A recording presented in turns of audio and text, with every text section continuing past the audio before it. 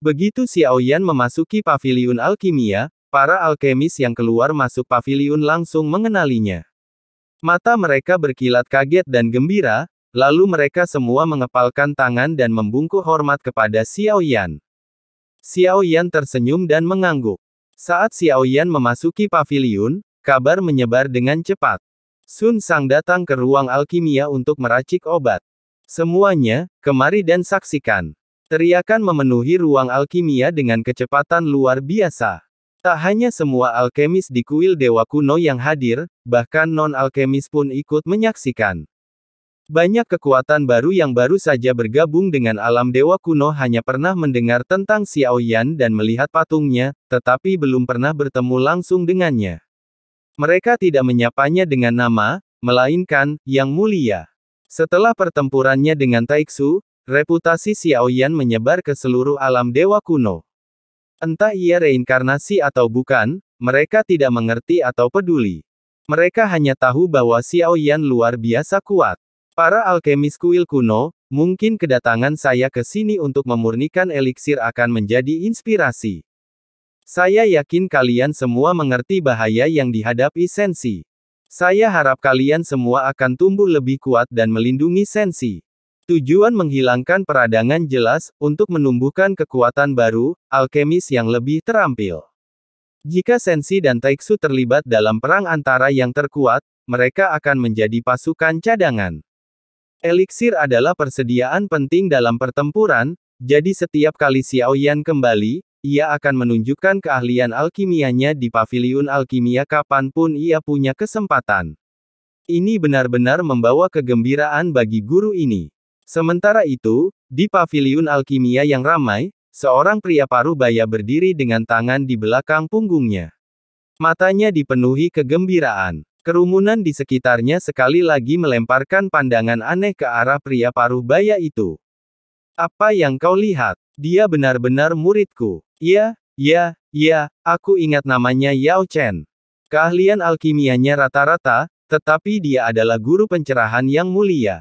Pada saat ini, sebuah suara datang dari samping, dan tiba-tiba, para alkemis di sekitarnya mengepalkan tangan dan membungkuk. Mengapa kalian para alkemis berbicara begitu kasar? Jika bukan karena aku, dia bisa dipanggil Yang Mulia. Yao Chen berkata dengan tidak senang, tetapi dia tidak marah dengan orang-orang ini. Lagi pula, apa yang mereka katakan tidak salah. Dibandingkan dengan begitu banyak alkemis saat ini, keterampilan alkimia Yao Chen hanya dapat dianggap rata-rata, meskipun Xiaoyan membantu Yao Chen meninggalkan api ungu, tetapi orang-orang memiliki batas dan tidak semua orang dapat terus maju. Yao Chen memahami hal ini, tetapi ia tetap mencintai alkimia. Alam Dewa Kuno bahkan sedang memurnikan eliksir dalam skala besar, terutama untuk penyembuhan dan pemulihan, menyadari sepenuhnya bahwa mereka sedang bersiap untuk perang.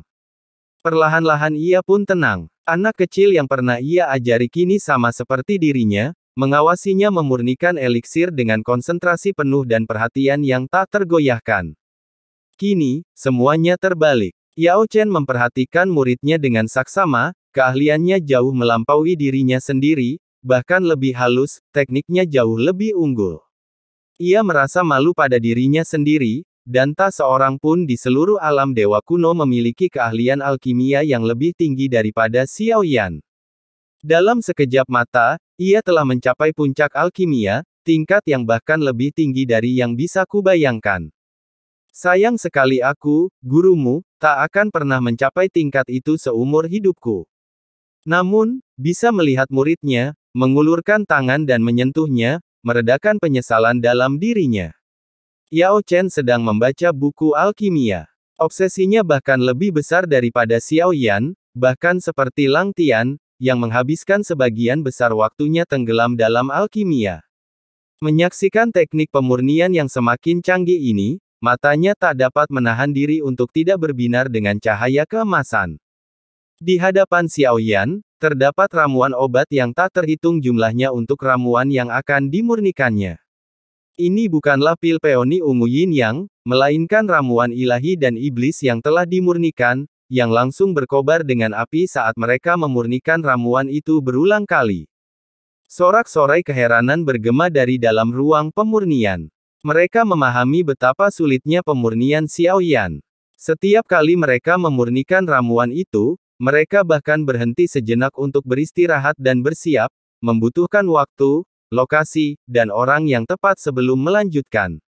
Namun, upaya pemurnian Xiaoyan yang tampak biasa saja itu tampak seperti fantasi belaka bagi mereka. Sungguh tak terbayangkan. Pil ajaib dan magis yang mampu meredakan peradangan ini berhasil dimurnikan hanya dalam waktu singkat. Aroma ramuan ajaib itu langsung memenuhi paviliun alkimia. Bersamaan dengan itu, api di tubuh Xiaoyan menyebar, dan matanya mengamati sekeliling. Semua orang menunjukkan api kelahiran mereka masing-masing. Meskipun mereka tidak bisa memancarkan api ungu, mereka bisa memadukan sedikit esensi api mereka sendiri. Itu juga akan sangat membantu untuk kelas 2. Kata Xiaoyan, dan semua alkemis mulai duduk bersila. Dengan bantuan api Xiaoyan, kekuatan api mereka sendiri akan meningkat. Meskipun ada 4 jenis api di dalam tubuh, api pemusnahan ini tampak tertidur di tubuh Xiaoyan, tanpa perlawanan apapun, tetapi Xiaoyan tidak dapat menggunakan kekuatannya. Hal ini membingungkan Xiaoyan. Untuk memanfaatkan api ini, ia harus menemukan metode yang tepat. Xiaoyan terus menyempurnakan obatnya, menghasilkan beberapa pil besar. Kemudian, di Taman Lingpu, ia mengeluarkan ramuan yang telah berhasil dibudidayakannya dan mulai menyempurnakan pil pengembalian mimpi. Fungsi pil itu bahkan lebih penting. Xiaoyan bahkan ingin mencoba menelannya. Beberapa perasaan dan ingatan terasa samar, tetapi di dalam ilusi mimpi, terdapat rasa realitas. Kembali ke tempat yang tak terlupakan, bertemu dengan orang yang tak terlupakan, inilah mengapa pil ini begitu berharga. Berkultivasi itu kesepian. Ini bukan tentang melawan kesepian yang sederhana, tetapi tentang merebutnya kembali selama puluhan ribu tahun. Di sungai waktu yang tak berujung, siapa yang tidak rindu untuk melihat ke belakang dan melihat orang yang mereka cintai?